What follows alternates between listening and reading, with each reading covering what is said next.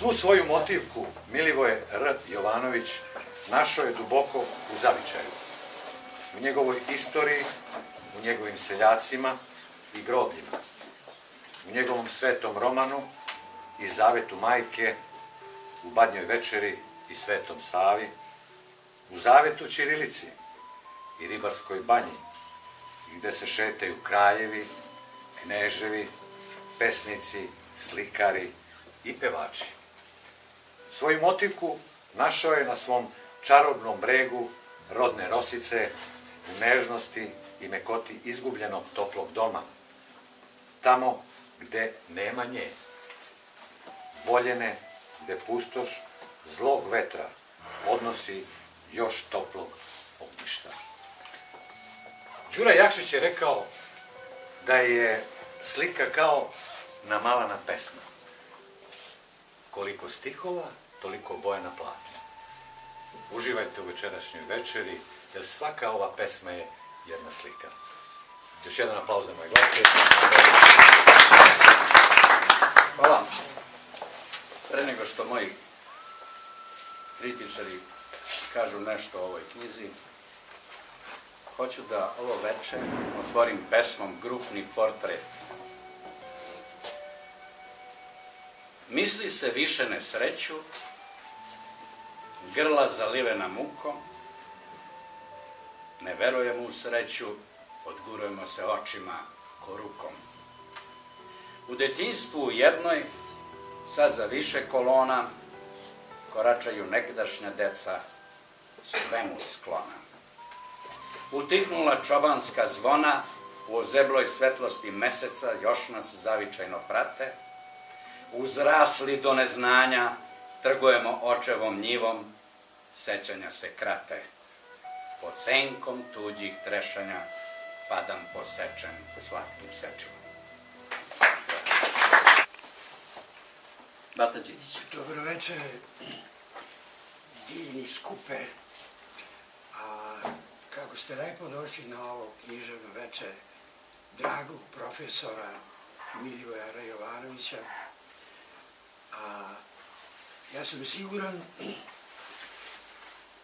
da Milivoje u svojoj knjizi koja se zove Dug, između ostalog ima ponešto što je dug zavičaju, a ponajviše je dug zavičaju,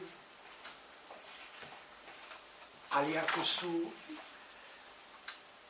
neki koncentrični krugovi koji nastaju u trenutku kada njegova senzibilnost, njegova osjetljivost kao kamen padne u mirnu vodu, onda se oni rašire, jel tako, svuda u koncentričnim krugovima. Pa je jedan od onih dugova koji nosi ideju, jedna od ideje u ovoj knjizi jeste dug zavičaju, a kad kažem dug zavičaju, ja sigurno mislim da je taj kamičak itekako prilegao njegovom srcu, jedan od onih koji je pao baš možda ovdje u Aleksincu, gde je profesor bio dugo Milivoje Jovanović. Naravno, taj koncentrični krug je nešto širi, on je sigurno po zavičajnosti vezan i za Kruševac, koji također može biti neko njegovo rodno mesto, duhovno rodno mesto.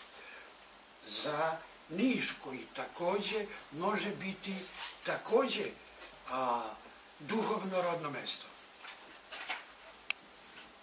Isto se to odnosi i na Aleksinac, ali se ponajviše odnosi na ono prelepo mesto koje jeste njegova neka Jasna Poljana, kao Tolstojeva Jasna Poljana, je tako? Za dragu Rosicu, dakle, za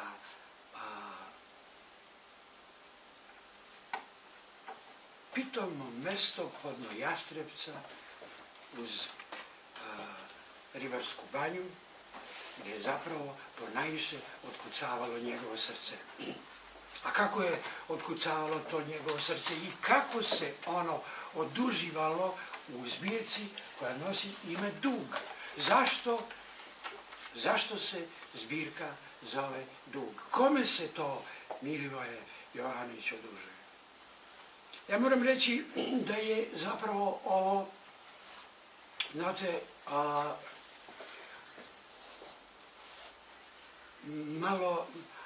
malo bi izgledalo čudno da profesor u ovim lepim sedim godinama, zar nisu ove lepe sede godine i njegovi i moje, je li tako? A neću ja sad tražiti aplauz od vas. Za dobre sede godine, pa i ti si tu negde blizu, je li tako? Ali dobro, u redu. Mene su sede otpale, ostale samo ove. Čemu se to Milivoje u ovom pesničkom prvencu odužuje? Znate, profesor je do sada objavio više od 20 knjiga naučno-istraživačkog karaktera. On je istoričar književnosti pre svega. On je pronikao duboko u literarne tokove našeg 18. i 19. veka, naravno i 20. Objavio je moćne knjige u kojima nam je približio, recimo, ko je bio Jovan Grčić Milenko, jedna sjajna književna ličnost, pesnička ličnost, na čemu je doktorirao. Objavio je knjige u kojima je dodirivao Tihomira Đorđevića, Aleksinčanina. Blizak njemu bi bio i Sretin Dinić. Pa Jelenu Dimitrijević. Pa Jelenu Dimitrijević, tako dalje. Dakle, eto, mnogo razloga da se na ovakvoj tribini pre svega govori o, ajmo sad da kažemo, o liku i delu profesora koji je ono što je pravio u književnoj historiografiji, ostavio dubok trag, zato što je između ostalog njegov istraživački nerv imao i mnogo šta od onog talenta koji je zaduživao i pedagogiju i istoriju književnosti i naravno iznad svega kulturno čitalaštvo. Vidite zašto sam odabrao ovakvog recenzenta. Ljubiša Bata Đidić je u ovom trenutku možda jedan od najznačajnijih srpskih pesnika. Veoma dugo je na književnom nebu ove zemlje. Ne znam koje sve pesničke nagrade nije dobio. Svojevremeno je kao mlad čovjek bio direktor izdavačke kuće Bagdala i urednik časopisa Bagdala jedno vreme, pokretač male biblioteke Bagdaline u kojoj je objavljivao sve, da kažem, znamenite pesnike sveta. Imao je toliko antologija svih naroda Latinske Amerike, Rusije, Kine i tako dalje. Jedan zbiljan poduhvat koji Srbija nije mogla da ostvari na nekom drugom mestu, nego je to za sebe prigrabio Kruševac, odnosno energija Bate Đidića. I da ne govorim dalje, dakle, ja sam se u jednom trenutku osmelio da mu se poverim i kažem da sam napisao neke stihove, da pišem to dugo i on to sve zna i Bagdala mi je svojevremeno, da ne pominjem pre koliko je decenija to bilo, objavila nekoliko pesama. I razmišljam sam se da objavim knjigu i onda me ona govorio. Ali o tome ću na kraju ja da kažem nešto, da ne gubimo ovu atmosferu, lepu atmosferu koju je on ovdje stvorio svojim tumačenjem. Ja ću sada, pošto je najavljeno da sam se uglavnom odnosio, odnosno tu pesničku motiviku našu u zavičaju, ili nešto širem zavičaju, ja ću vam vas pročitati dve pesme. Prva je Sumoran banjski dan, odnosi se na Ribarsku banju, napisana je 1991. godine. Pretpostavljam da su svi odavde išli u Ribarsku banju kao turisti, nadam se, i znaju kakva je to bolnica. I evo sad, a ja tu sliku gledam, sad već slobodno mogu da kažem 60 godina. Sumoran banjski dan. Banjski šetači s tragom smrti na telu osvajaju kratku banjsku ulicu, skoro celu, korakom ko kad starac celac prti i gutaju banjski vazduh okačeni o nevidljivu udicu. Dobuju štapovi i štake umesto potpetica, nigde sunca, ni neba, ni ptica. Sad su davne noći došle po svoje dane, cvili banjski krevet pun nemoći, čeka da damar stane.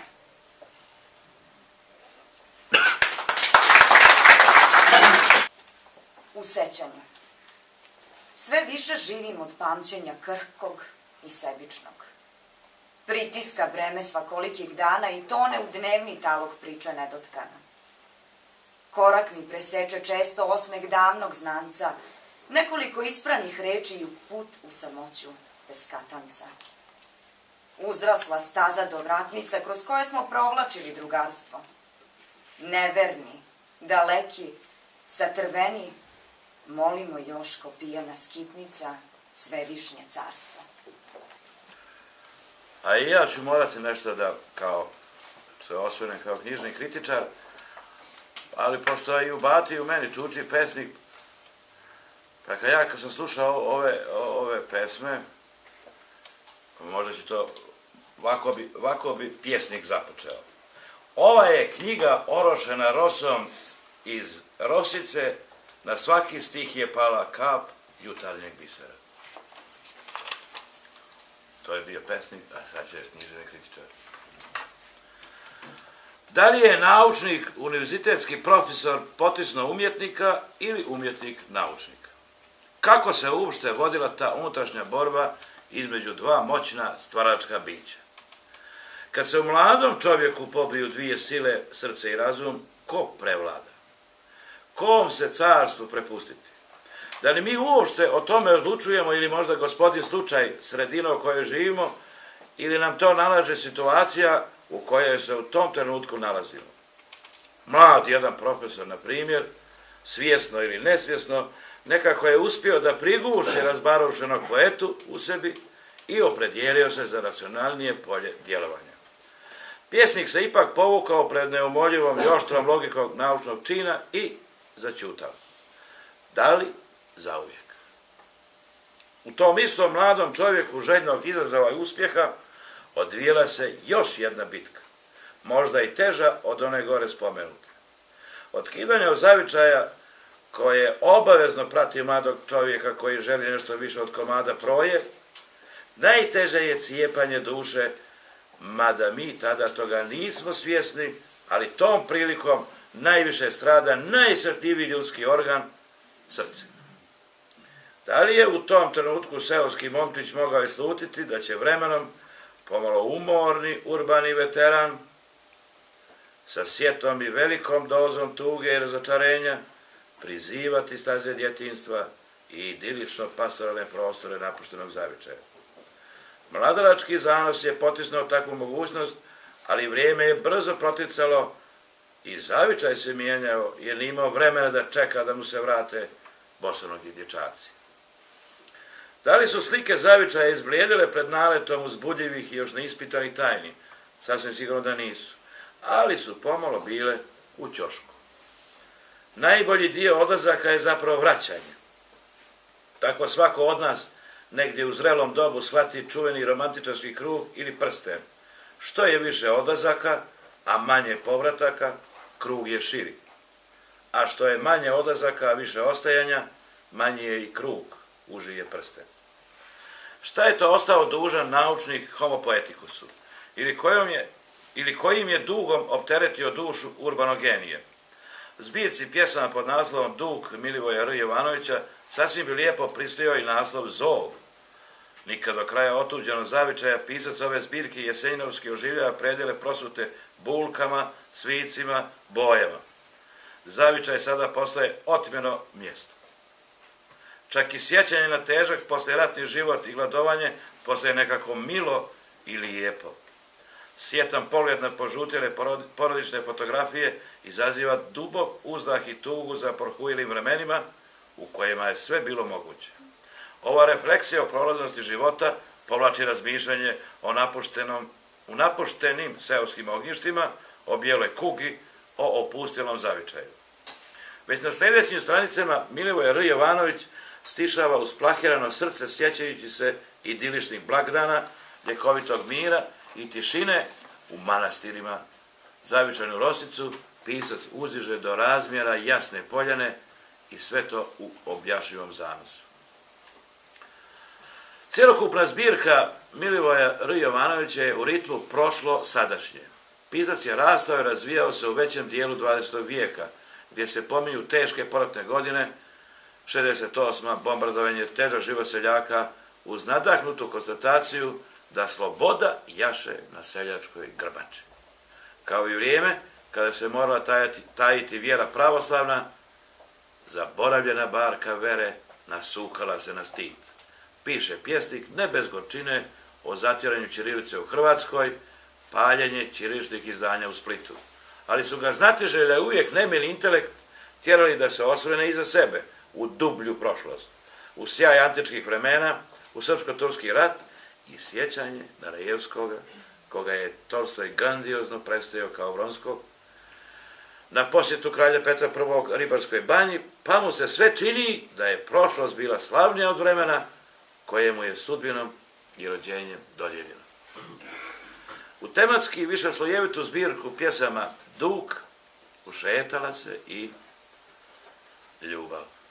Ona prva, mladalačka, puna zanosa koju mladost čista srca treba tek da upozna, pa sve do motiva mrtve drage, sa Petrarkinim bolom u srcu, ali posticajem ka stvaralačkom činu, kao umjetnosti koja će ljubav uzdići do vječnosti, jer nema velike umjetnosti bez velikog bola.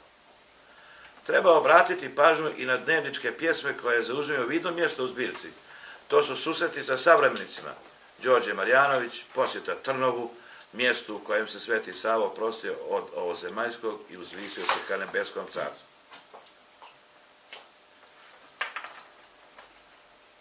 U cjelini pred nama je zbirka pjesama koja daje portret usamljenog čovjeka druge polovine 20. vijeka, čiju samoću ponekad razbija SMS poruka. Pjesme Milivoja R. Jovanovića su prosijane kroz elegično sito sa dahom molitve upućene jednoj otuđenoj civilizaciji.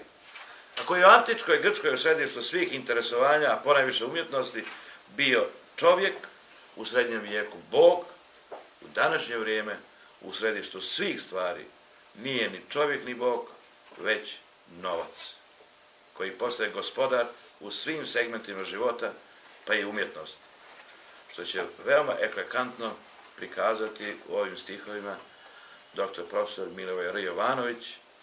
Zlato je prokleto, miči mi to s očiju, na jedan dukat padne krvi ko pod jataganom. Milivoje R. Jovanović kroz svoje pjesme šalje butovničku poruku takvoj civilizaciji. Hvala. A evo ja ću pročitati jednu pesmu, to je moj istinski bol i mojih drugara iz moje rodne Rosice, iz jednog dalekog vremena. Prvo su ubili psa, srpskim seljacima koji su se opirali Titovoj naredbi da se satru koze. Dečaci u košuljicama od obojenog lana stiskaju po jarugama glad novog dana igrom gučkom i bagremovim cvetom.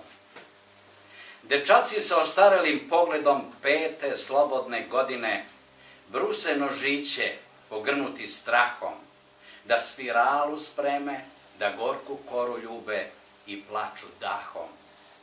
Juče su odveli dedu, zbog kozice skrivene u dubini muka, da je ne izvedu, da zaluta njihova ruka. Pred Titovkom deda je psovao nešto na zam ili izmu, recimo komunizmu. Nešto na zam ili izmu, a pas je kidisao na drsko fiksanu čizmu. onda je vrisnuo parabelum, pa deda i ptica. Zeljov se smirivao na zemlji, obružen pljoštima.